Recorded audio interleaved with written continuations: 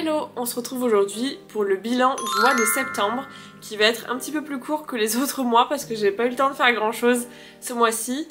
Surtout dans la rubrique crochet, vous allez voir, ça va être assez simple. Je vous avais parlé donc de la tête de la girafe que j'avais fait en début d'été pour une proche, donc pour mettre sur son stéthoscope et ensuite faire le cou pour faire donc tout le tube du stéthoscope jusqu'en bas. Et du coup j'avais fait la tête il y a quelques mois, il me semble en juin, et j'avais un petit peu mis de côté et là j'ai commencé donc le cou qui est pas fini du tout.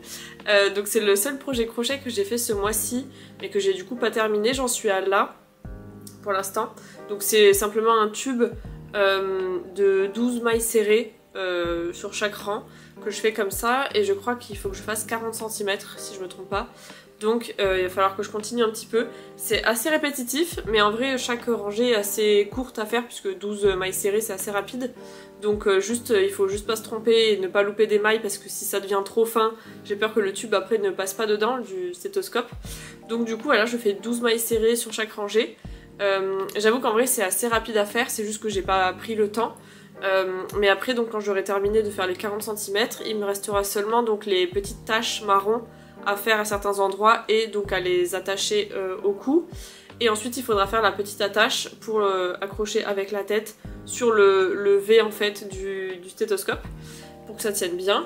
Et voilà, et après on aura terminé, mais de toute façon je vous ferai je pense dans le prochain bilan, je vous montrerai le résultat. J'espère que je l'aurai terminé d'ici le mois prochain. Mais voilà, donc là le seul projet crochet que j'ai fait ce mois-ci, ça a été donc le cou pour cette girafe là, qui sera comme ça donc. Ça va être trop mimi, en plus j'aime trop cette couleur. La pelote elle est assez agréable à crocheter, en plus c'est celle-ci. Je crois qu'elle vient de la Foire Fouille celle-là. Et franchement je l'aime trop. Bon c'est de l'acrylique mais elle est sympa je trouve. Donc là il va falloir juste que je prenne le temps de faire ça. Et ensuite j'aurai enfin fini cette girafe pour faire le prochain projet crochet que une de mes proches m'a demandé. Et après j'aurai plus de projets en cours, donc il faudra retrouver des idées. N'hésitez pas d'ailleurs si vous avez des idées de choses que je pourrais faire ou que vous aurez envie de voir sur ma chaîne, n'hésitez pas à les mettre en commentaire. J'aime bien avoir des petites idées parce que j'avoue que des fois je suis un petit peu à court. Des fois j'ai des mois où je n'ai vraiment pas d'idées, j'ai rien envie de faire de particulier en crochet. Et il y a des mois où j'ai une liste pas possible, où j'arrive jamais à terminer à temps. Et là j'avoue qu'une fois que j'aurai terminé ça, et du coup l'autre projet dont je vais pas vous parler pour l'instant, j'aurai pas grand chose de prévu, donc on va voir ce qu'on va faire. Mais de toute façon je vous en parlerai dans les prochaines vidéos. Mais là donc pour le coup, pour le mois de septembre on en est qu'à là. C'est un petit peu ridicule par rapport au mois où j'ai vachement de choses, où j'avais des peluches et tout. Mais j'avoue que le crochet là j'ai fait un petit peu une pause. En août déjà j'avais ralenti, mais là septembre j'ai vraiment fait une pause complète. Donc là je n'ai fait que ça. Et vous allez voir dans les autres rubriques ce que j'ai pu faire d'autre ce mois-ci. Vous le savez maintenant, après la rubrique crochet, on passe à la rubrique lecture comme d'habitude. Et j'ai commencé le mois avec ce livre-là que je vous avais montré donc dans le mois précédent parce qu'il était en cours de lecture. Je l'avais pas terminé pour le mettre dans le bilan du mois d'août, mais on y est pour le mois de septembre, je l'ai enfin terminé. J'avoue qu'il était un petit peu compliqué, c'était un petit peu comme Circé, c'était du vocabulaire assez compliqué, où il faut vraiment être concentré dans la lecture pour bien tout comprendre et tout assimiler. Mais franchement je l'ai adoré ce livre-là. De toute façon moi la mythologie je suis une grande fan, mais j'adore ces écritures-là. J'aime trop, là on parle donc de plein de femmes qui ont été touchées par la guerre de Troie sans avoir combattu sur le terrain, mais qui ont quand même subi pas mal de choses et comment elles ont vécu et survécu pendant cette guerre et par rapport aux hommes qui les entourent. Donc franchement je l'ai adoré, il se lit vraiment bien. En plus il est assez long, je trouve que on apprend plein de choses en peu de temps. Les pages sont assez denses quoi, il y a beaucoup d'informations, mais j'ai adoré l'histoire, j'ai adoré comment c'est écrit, je l'ai adoré. Franchement il est presque au même niveau que Circé. Je vais le mettre juste en dessous parce que quand même il y a Circé et le chant d'Achille en haut. Mais franchement celui-là je l'ai adoré. Je le recommande vraiment et j'ai trop hâte de commencer mes prochaines lectures sur la mythologie. J'ai encore 2-3 livres sur la mythologie grecque, donc j'ai trop hâte de les lire pour voir si je vais pouvoir les mettre au même niveau que celui-ci ou que Circé et le chant d'Achille. Deuxième lecture de ce mois-ci, ça a été une soupe à la grenade que j'ai acheté donc chez Noz, que j'avais trouvé il y a quelques mois il me semble, qui est en français. Et en fait je devais, vous savez, comme tous les mois, lire les Aunt Dimity, la suite, et je me suis rendu compte qu'il ne m'en restait qu'un et que c'est pas le prochain dans ma liste.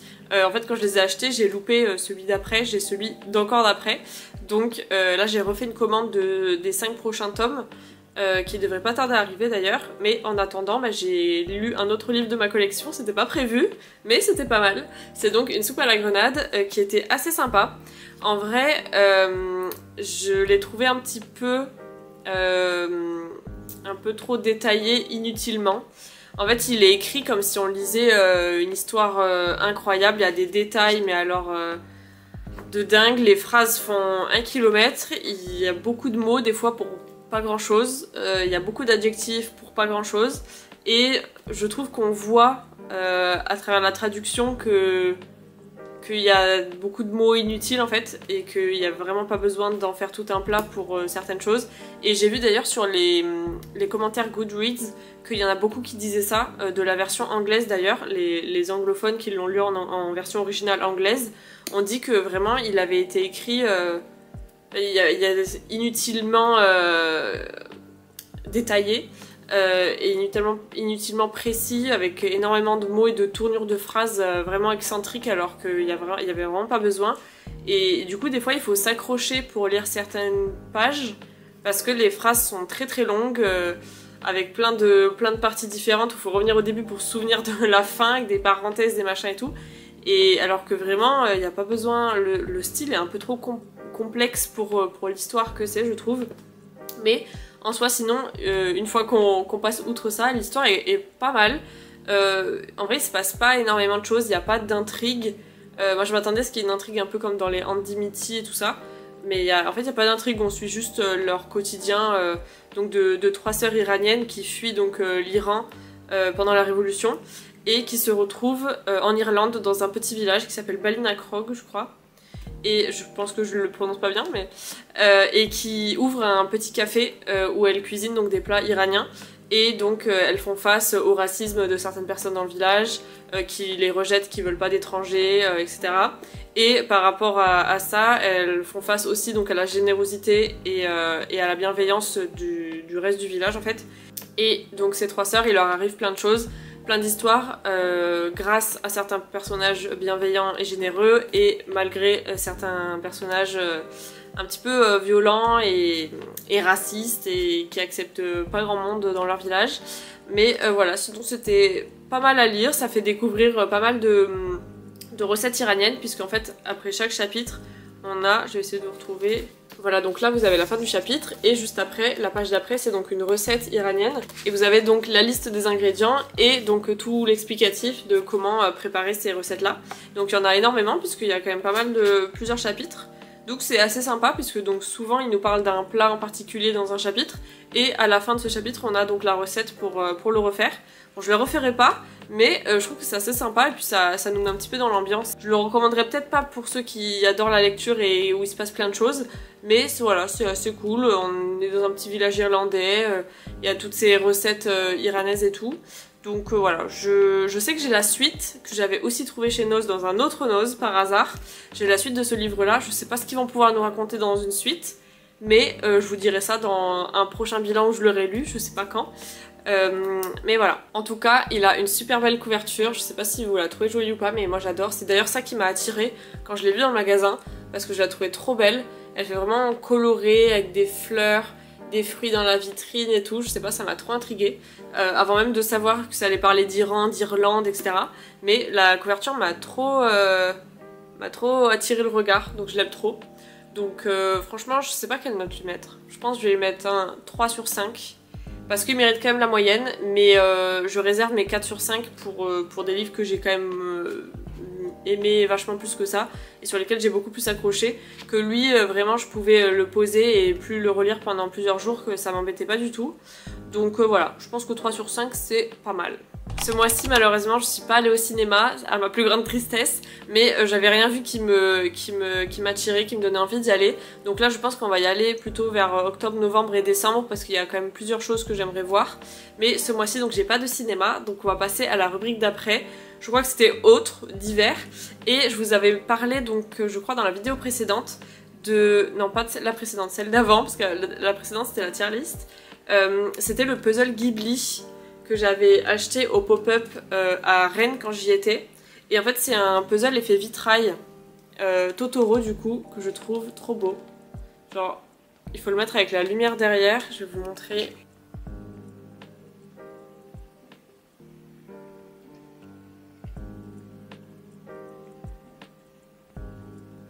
Et donc j'ai acheté le cadre au même endroit du pop-up et regardez comment il est beau, c'est effet bois. Et c'est avec des petits Totoro, je sais pas si on voit. Il y a des petits Totoro et des petites plantes. Et c'est trop mignon.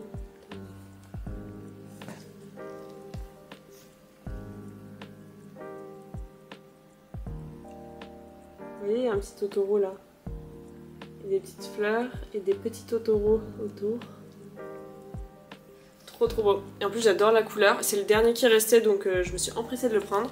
Et je le trouve trop mignon donc je l'ai mis dans le bureau pour avoir un petit peu de vert et de décoration sympa. Et de jeux de lumière et tout dans le bureau. Voilà, je suis assez contente de cet achat. Et je vous avais dit que je vous le montrerai une fois qu'il serait terminé. Parce que je crois que je vous avais montré que la boîte. Cette boîte là que je vous avais montré je pense dans le bilan d'août. Et là du coup il est fait, il est monté et j'en profite tous les jours dans le bureau. Autrement, j'ai pas fait beaucoup de sorties ce mois-ci, mais vous savez que là en octobre, donc ce week-end, puisque là on est le 30 septembre, ce week-end on va avoir le GP Explorer. On a réussi à avoir des places pour les 3 jours, donc le concert du vendredi soir et les 2 journées du samedi et du dimanche. Et du coup je viens de recevoir mon merch et je suis trop contente parce que c'est ma couleur préférée. Je vais vous montrer. J'ai eu trop peur de pas le recevoir à temps parce qu'on l'a reçu vraiment samedi dernier. C'est le maillot de Magla avec cette couleur là, j'aime trop, c'est ma couleur préférée, vraiment ce jaune c'est magnifique. Donc voilà, je l'ai pris en M et il me va nickel, franchement la taille que ce soit en longueur ou en largeur. Et je le trouve trop beau, avec le petit Sol de Janeiro derrière. Et du coup on a la casquette, avec du coup Etam et Bentley ici, et on a donc Léa et lui, je sais pas où elle est, là, Léa et lui et Magla. Donc là bon j'ai les cheveux attachés mais la petite casquette, j'aime trop. Et on a donc le drapeau qui va avec, donc de leur équipe, de leur écurie. Tac, avec le truc GP et de l'autre côté leur deux noms. Voilà, donc là on est paré pour le GP, je suis trop contente, j'aime trop la couleur, ça va être trop beau. Et puis de toute façon j'essaierai de vous filmer quelques trucs au GP, mais j'ai vu qu'on n'avait pas trop le droit d'avoir des caméras, donc je pense que j'essaierai de filmer quelques trucs au téléphone.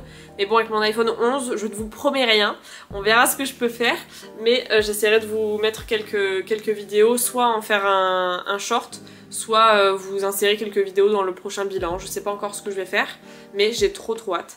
Et en attendant, ben là on va tout préparer parce que donc j'ai pas eu trop de sorties ce mois-ci, mais là c'est la grosse sortie vraiment qu'on attend depuis un moment.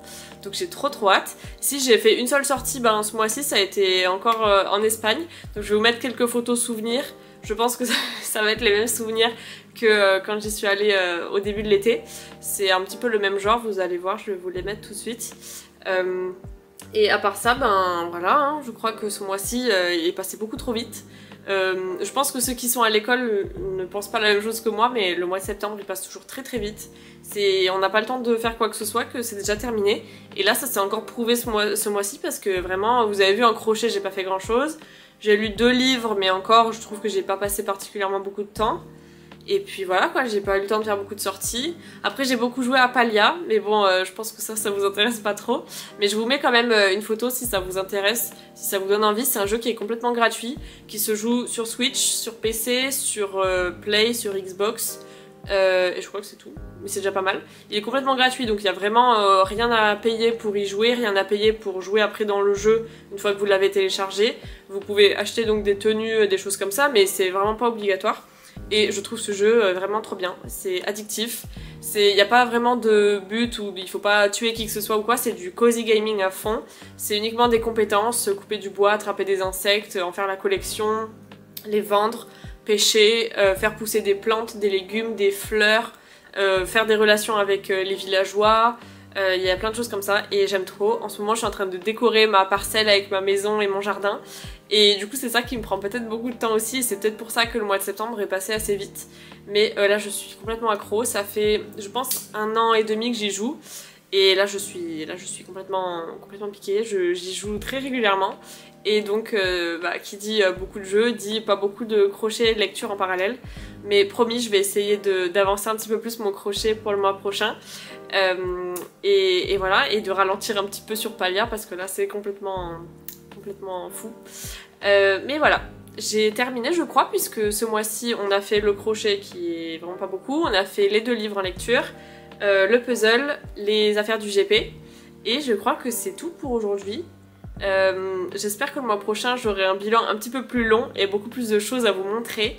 Mais en tout cas voilà, il y a des mois un peu plus actifs que les autres, il y a des mois où on a des vacances et on peut pas faire beaucoup d'activités à côté. Mais voilà, n'hésitez pas à mettre un petit pouce en l'air sur cette vidéo, à mettre un commentaire, à vous abonner si c'est pas fait et on se retrouve bientôt pour une prochaine vidéo. Bye bye!